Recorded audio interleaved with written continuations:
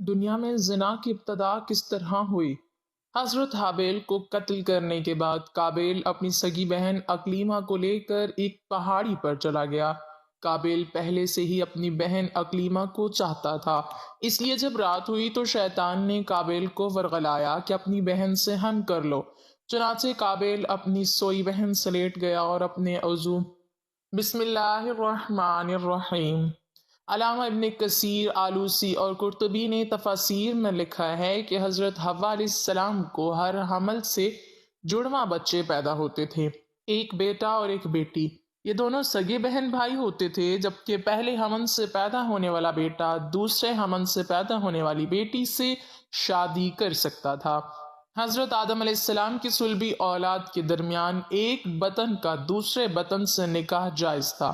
جب حضرت آدم و حوا دنیا میں آئے اور توالد و تناسل کا سلسلہ شروع ہوا تو ہر ایک حمل سے ان کے دو بچے پیدا ہوئے، ایک لڑکا اور دوسری لڑکی۔ اس وقت جبکہ آدم علیہ السلام کی اولاد میں سوائے بہن بھائیوں کے کوئی اور نہ تھا اور بھائی بہن کا آپس میں نکاح نہیں ہو سکتا، تو اللہ تعالیٰ نے اس وقت کی ضرورت کے لحاظ سے شریعت آدم علیہ السلام میں یہ خصوصی حکم جاری فرمایا تھا کہ ایک حمل سے جو لڑکا اور لڑکی پیدا ہوں وہ آپس میں حقیقی بہن بھائی سمجھے جائیں گے اور ان کے درمیان نکاح حرام ہوگا، لیکن دوسرے حمل سے پیدا ہونے والے لڑکے کے لیے پہلے حمل سے پیدا ہونے والی لڑکی حقیقی بہن کے حکم میں نہیں ہوگی، بلکہ ان کے درمیان رشتہ جائز ہوگا۔ حضرت آدم علیہ السلام کی شریعت میں ضرورت توالد و تناسل کی وجہ سے یہ جائز تھا، اس کے علاوہ اور کوئی شکل نہ تھی۔ اس کو اللہ تعالیٰ نے اس وقت جائز فرمایا تھا چونکہ بعد میں اس کی ضرورت نہ رہی، اس لیے پھر حضرت آدم علیہ السلام کے بعد آنے والی ہر شریعت میں اس کو منع کر دیا گیا کہ کوئی بہن بھائی آپس میں شادی نہیں کر سکتا۔ قابیل کے ساتھ جو لڑکی پیدا ہوئی وہ بے انتہا خوبصورت تھی، جبکہ حضرت حابیل کے ساتھ جو لڑکی پیدا ہوئی وہ اتنی خوبصورت نہ تھی۔ حضرت آدم علیہ السلام کی شریعت کے مطابق جب یہ جوان ہوئے تو قابیل کی شادی حابیل کی بہن سے ہونی تھی اور حضرت حابیل کی شادی قابیل کی بہن سے ہونی تھی، لیکن قابیل اپنی ہی بہن کو پسند کرنے لگا اور وہ اسی سے شادی کرنا چاہتا تھا، جبکہ شریعت آدم میں اس کی ممانعت تھی کہ ایک ہی حمل سے پیدا ہونے والے بچوں کی شادی آپس میں نہیں ہو سکتی۔ لہٰذا جب یہ صورتحال زیادہ بگڑ گئی تو حضرت آدم علیہ السلام نے ان دونوں کو اللہ کی راہ میں قربانی پیش کرنے کو کہا اور بتایا کہ جس کی قربانی کو آسمان سے آگ آ کر کھا جائے تو سمجھنا کہ اس کی قربانی قبول ہو گئی۔ قابیل کھیتی باڑی کا کام کرتا تھا، حضرت حابیل علیہ السلام بکریاں چرایا کرتے تھے۔ حضرت حابیل علیہ السلام نے اللہ تعالیٰ کے سامنے ایک بکری کا بچہ پیش کیا اور قابیل نے بھی اللہ تعالیٰ کی بارگاہ میں قربانی رکھ دی، چنانچہ حضرت حابیل کی قربانی قبول ہو گئی۔ ایک دن قابیل نے غصے میں آ کر حضرت حابیل کو پتھر مار کر قتل کر دیا۔ پھر شیطان قابیل کے پاس آیا اور اس کو گھر سے بھاگنے کے لیے کہا۔ شیطان کہنے لگا اگر تم یہاں رہو گے تو تمہیں تمہارا باپ مار ڈالے گا۔ بس اسی قتل کے ڈر سے قابیل اپنی سگی بہن اکلیمہ کو لے کر یمن کی پہاڑیوں میں جا بسا۔ اصل میں شیطان کو یہ ڈر تھا کہ کہیں قابیل توبہ کر کے حضرت آدم کا تابعدار بیٹا نہ بن جائے۔ پہاڑیوں میں جا کر نسل قابیل خوب بڑھنے لگی اور وہاں اس کی کثیر اولاد ہوئی۔ قابیل اور اس کی اولاد نے ہی سب سے پہلے آتش پرستی اور پھر شیطان کے بہکاوے میں آ کر بت پرستی شروع کر دی۔ دنیا میں قتل و غارت، حسد و فساد اور بت پرستی کی بنیاد قابیل ہی نے رکھی۔ حضرت عبداللہ بن مسعود رضی اللہ تعالی عنہ سے روایت ہے کہ حضور نبی اکرم صلی اللہ علیہ وسلم نے فرمایا دنیا میں جب بھی کوئی ظلم سے قتل ہوتا ہے تو اس کا ایک گناہ حضرت آدم علیہ السلام کے بیٹے قابیل کی گردن پر ضرور ہوتا ہے، اس لیے کہ یہ وہ شخص ہے جس نے ظالمانہ قتل کی ابتدا کی اور یہ ناپاک طریقہ جاری کیا۔ اس دن کے بعد حضرت آدم علیہ السلام مسلسل پریشان رہنے لگے۔ حضرت آدم علیہ السلام اللہ تعالیٰ کی بارگاہ میں دعا کیا کرتے تھے، یا اللہ تعالیٰ مجھے نیک اولاد عطا فرما۔ اللہ تعالیٰ نے حضرت آدم علیہ السلام کی دعا قبول فرماتے ہوئے حضرت آدم علیہ السلام کو ایک لڑکا عطا فرمایا جس کا نام حضرت شیس علیہ السلام تھا۔ حضرت شیس علیہ السلام جوان ہوئے تو حضرت آدم علیہ السلام نے اپنا جانشین حضرت شیس علیہ السلام کو مقرر کر دیا۔ ان کو حکم دیتے ہوئے کہا کہ اپنے بھائی قابیل سے ہمیشہ دور رہنا۔ جب حضرت آدم علیہ السلام کا وصال ہوا تو اللہ تعالیٰ کی طرف سے بے شمار فرشتے زمین پر نازل ہوئے۔ انہوں نے حضرت شیس علیہ السلام کو اپنے باپ کو دفن کرنے کا طریقہ بتایا۔ اس کے بعد حضرت حوا کا بھی وصال ہو گیا۔ اس کے بعد زنا کی شروعات ہوئی۔ اس کے بعد ایک وادی میں قابیل اور اس کی اولاد رہنے لگے۔ شیطان ایک آدمی کی شکل میں ان کے پاس آیا۔ شیطان نے ان دونوں کو عیش و عشرت میں لگا دیا۔ شیطان نے ان کو ایسے ایسے کپڑے اور گانے بجانے کے طریقے سکھائے کہ وہ کبھی بھی ان کو نہ بھول سکے۔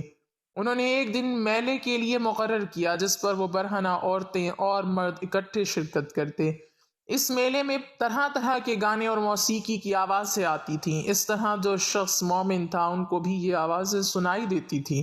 ایک دن ایک مومن کے دل میں خیال آیا کہ میں یہ سب کچھ قریب سے دیکھنا چاہتا ہوں کہ ایک دن وہ مومن اپنے ساتھیوں سے چوری وہاں سے نکلا اور قابیل کے لوگوں کے پاس آ گیا۔ اس نے دیکھا کہ قابیل کی اولاد بے حیائی اور فضول کاموں میں لگی ہوئی تھی۔ اس شخص نے وہاں جا کر دیکھا تو وہ عورتیں بہت ہی خوبصورت اور حسین تھیں۔ اس حوالے سے روایت میں آتا ہے کہ حضرت شیس اور اس کے ساتھی بہت ہی حسین و جمیل نوجوان تھے۔ ان کی نسبت ان کی عورتیں زیادہ پیاری نہ تھیں۔ قابیل کی اولاد میں تو بہت ہی پیاری تھیں، لیکن ان کی نسبت مرد زیادہ حسین و جمیل نہ تھے۔ وہ شخص قابیل کی اولاد عورتوں سے بہت ہی متاثر ہوا اور اس کے بعد وہ واپس آ گیا۔ اس نے مومنین کو بھی ان کی عورتوں کے بارے میں بتایا۔ ان میں سے جو کمزور ایمان والے تھے وہ قابیل کی اولاد کی طرف ہجرت کرنے لگ گئے۔ کافی حد تک مومن لوگ بھی قابیل کے فتنے میں داخل ہوتے گئے اور فضول کاموں میں شامل ہوتے جا رہے تھے۔ اس طرح وہ ایک دوسرے کی طرف مائل ہوتے گئے جہاں سے زنا جیسے کبیرہ گناہ نے جنم لیا۔ روایات میں آتا ہے کہ حضرت شیس علیہ السلام کے ساتھ رہنے والے ساتھیوں کی تعداد بہت ہی کم رہ گئی تھی، جبکہ قابیل کا گروہ کافی مضبوط اور طاقتور ہو چکا تھا۔ وہ حضرت شیس علیہ السلام اور ان کے ساتھیوں کو تنگ کرتے رہتے تھے، ان کو طرح طرح کی تکلیفیں دیا کرتے تھے۔ حضرت آدم علیہ السلام نے وفات کے وقت حضرت شیس علیہ السلام کو نصیحت کی تھی، اے میرے جانشین، میرے بعد تقوی اختیار کرنا اور اپنی نسل کو قابیل سے پاک رکھنا۔ ایسا ہی ہوا۔ حضرت شیس علیہ السلام نے شادی سے انکار کیا، جس پر قابیل کے بیٹے حضرت شیس علیہ السلام کی اولاد میں سے لڑکی کو اٹھا کر لے گئے، جس پر حضرت شیس نے اللہ کے حکم سے قابیل کے لشکر پر حملہ کیا اور ان کو تہس نہس کر کے لڑکی کو آزاد کروا لیا۔ مسلمان، یہودی اور عیسائی اس بات پر متفق ہیں کہ اس وقت دنیا میں جتنے بھی لوگ موجود ہیں وہ نسل شیس علیہ السلام سے ہیں، کیونکہ حابیل 20 سال کی عمر میں شہید کر دیے گئے اور ان کا کوئی جانشین نہ تھا۔ قابیل اور اس کی اولاد شیطان کی پیروکار بنی، جس کو طوفان نوح میں غرق کر دیا گیا تھا۔ اس لیے نسل انسانی صرف اور صرف حضرت آدم علیہ السلام کے تیسرے بیٹے حضرت شیس علیہ السلام سے ہے۔ اگر دیکھا جائے تو زنا اس وقت ہی شروع ہو گیا تھا جب قابیل اپنی بہن اکلیمہ کو لے کر وہاں سے بھاگ گیا تھا۔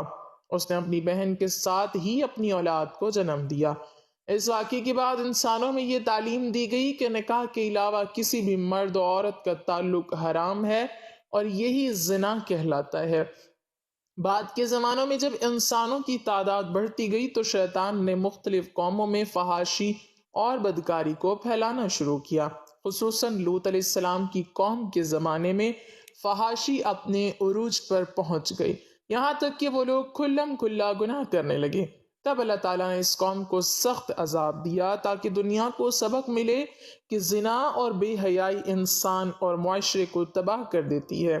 اسی وجہ سے اسلام میں زنا کو بہت بڑا گناہ قرار دیا گیا ہے، اور حضرت محمد صلی اللہ علیہ وسلم نے اپنی احادیث میں فرمایا کہ جب کسی معاشرے میں زنا عام ہو جاتا ہے تو وہاں سے برکت، امن اور رحمت اٹھا لی جاتی ہے۔ اس لیے اسلام نے نکاح کو آسان اور زنا کو سخت حرام قرار دیا تاکہ معاشرہ پاکیزہ اور محفوظ رہے۔ قابیل اور حابیل کے واقعے کے بعد جب آدم علیہ السلام کی اولاد زمین پر پھیلنے لگی تو اللہ کے نیک بیٹے شیس علیہ السلام کو نبوت عطا ہوئی۔ انہوں نے لوگوں کو یہ تعلیم دی کہ اللہ کے بتائے ہوئے نکاح کے طریقے پر قائم رہو اور اپنی خواہشات کو قابو میں رکھو۔ ان کی رہنمائی میں بہت سے لوگ نیکی اور پاکیزگی کی زندگی گزارنے لگے، مگر وقت گزرنے کے ساتھ کچھ لوگ پہاڑوں سے اتر کر میدانوں میں بسنے لگے، جہاں دنیا کی رنگینیوں اور خواہشات نے آہستہ آہستہ دلوں کو متاثر کرنا شروع کر دیا۔ روایتوں میں آتا ہے کہ شیطان نے انسانوں کو گمراہ کرنے کے لیے نئی نئی چالیں چلی۔ اس نے لوگوں کو موسیقی، ناچ اور ظاہری خوبصورتی کے ذریعے ایک دوسرے کی طرف مائل کرنا شروع کیا تاکہ مرد اور عورت ایک دوسرے کے قریب آئیں۔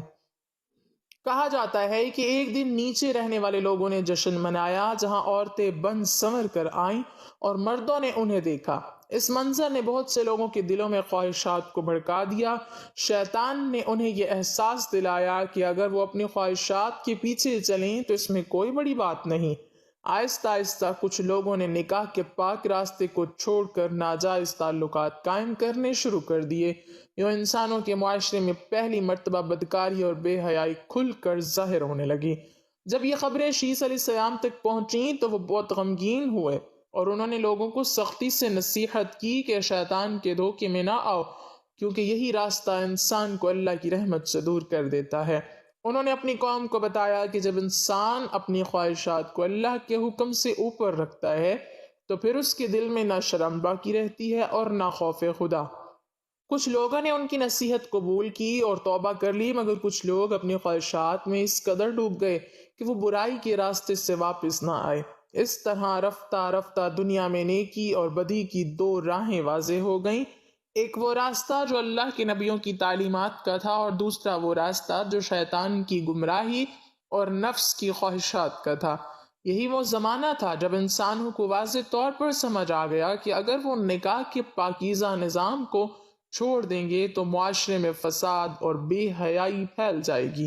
اسی لیے بعد میں آنے والے انبیاء نے بھی ہمیشہ اپنی قوموں کو یہی نصیحت کی کہ وہ پاک دامنی اختیار کریں اور نکاح کے ذریعے ہی اپنی زندگی گزاریں۔ جیسے ابھی ہم نے بیان کیا ہے کہ اسی واقعے کے بعد جب کچھ لوگ گناہوں کی طرف مائل ہو گئے اور کچھ لوگ نیکی پر قائم رہے تو زمین پر دو مختلف طرح کے معاشرے بننے لگے۔ ایک وہ لوگ تھے جو شیس علیہ السلام کی تعلیمات پر عمل کرتے ہوئے پاکیزگی اور حلال نکاح کی زندگی گزار رہے تھے، اور دوسرے وہ لوگ تھے جو شیطان کے بہکاوے میں آ کر آہستہ آہستہ بے حیائی اور گناہوں کی طرف بڑھنے لگے۔ روایتوں میں آتا ہے کہ نیک لوگ زیادہ تر پہاڑوں اور بلند علاقوں میں رہتے تھے تاکہ برائیوں سے دور رہیں، جبکہ دنیا کی رنگینیوں میں پڑنے والے لوگ میدانوں میں آباد تھے۔ وقت گزرنے کے ساتھ شیطان نے ایک اور چال چلی۔ اس نے میدانوں کے لوگوں کو خوبصورت لباس، موسیقی اور میلوں ٹھیلوں کی طرف مائل کیا تاکہ پہاڑوں کے نیک لوگ بھی اسی طرف کھینچے چلے آئیں۔ ایک دن کچھ نوجوان پہاڑوں سے نیچے آئے اور انہوں نے وہاں کی محفلیں اور عورتوں کی آرائش و زیبائش دیکھی۔ یہ منظر ان کے لیے نیا تھا، چنانچہ کچھ لوگوں کے دلوں میں بھی خواہشات پیدا ہونے لگیں۔ شیطان یہی چاہتا تھا کہ نیکی کے ماحول میں رہنے والے لوگ بھی اس آزمائش میں پڑ جائیں۔ اس طرح آہستہ آہستہ برائی کا دائرہ پھیلنے لگا اور کچھ ایسے واقعات پیش آئے جن میں مرد و عورت نے نکاح کے بغیر تعلقات قائم کیے۔ یہی وہ زمانہ تھا جب انسانوں میں زنا اور بے حیائی کی جڑیں مضبوط ہونے لگی۔ جب یہ حالات شیس علیہ السلام تک پہنچے تو انہوں نے اپنی قوم کو جمع کیا اور نہایت درد بھرے انداز میں نصیحت کی۔ انہوں نے بتایا کہ شیطان انسان کا کھلا دشمن ہے اور وہ اسی طرح آہستہ آہستہ انسان کو گمراہ کرتا ہے۔ انہوں نے لوگوں کو یاد دلایا کہ ان کے والد آدم علیہ السلام کو بھی شیطان نے ہی دھوکہ دیا تھا، اس لیے اس کے فریب سے بچنا ضروری ہے۔ کچھ لوگوں کے دل نرم پڑ گئے اور انہوں نے توبہ کر لی، مگر کچھ ایسے بھی تھے جو دنیا کی لذتوں میں اس قدر کھو گئے کہ نصیحت کا ان پر اثر نہ ہوا۔ اسی طرح وقت گزرتا گیا اور انسانوں کے درمیان نیکی اور بدی کی کشمکش چلتی رہی۔ بعد میں آنے والے انبیاء بھی اپنی قوموں کو یہی سمجھاتے رہے کہ انسان کی عزت اور معاشرے کی پاکیزگی اسی میں ہے کہ وہ نکاح کے پاک بندھن کو اختیار کریں اور حرام راستوں سے دور رہیں۔ یہی وجہ ہے کہ دین اسلام میں پاک دامنی کو بہت بڑی نیکی اور زنا کو نہایت سنگین گناہ قرار دیا گیا تاکہ انسان اور اس کا معاشرہ برائی اور فساد سے محروم رہ سکے۔ تو آخر کار یہ تاریخ انسانی ہمیں یہ سبق دیتی ہے کہ انسان کی زندگی میں پاکیزگی اور نیکی ہی اصل کامیابی ہے۔ جب ہم اللہ کے بتائے ہوئے راستے پر چلتے ہیں، اپنے نفس کو قابو میں رکھتے ہیں اور نکاح کے پاکیزہ نظام کو اپناتے ہیں تو دل میں سکون، زندگی میں برکت اور معاشرے میں عزت قائم ہوتی ہے۔ لیکن جو لوگ اپنی خواہشات کے پیچھے چلتے ہیں وہ آہستہ آہستہ برائی اور بے حیائی میں گرفتار ہو جاتے ہیں اور ان کے گھر، خاندان اور معاشرہ تباہی کی طرف بڑھتا ہے۔ یہی وجہ ہے کہ اللہ تعالیٰ نے زنا کو سختی سے حرام قرار دیا، اور نبی کریم صلی اللہ علیہ وسلم نے بار بار انسانوں کو نصیحت کی کہ وہ پاک دامنی اختیار کریں اور اپنے اعمال میں ہمیشہ شرم و حیا کو مقدم رکھیں۔ اللہ پاک ہمیں دین کی مکمل سمجھ نصیب فرمائے اور ہمارا خاتمہ ایمان پر فرمائے، آمین۔ ناظرین، کمنٹ باکس میں اللہ تعالیٰ کے 99 ناموں میں سے ایک نام ضرور ٹائپ کریں۔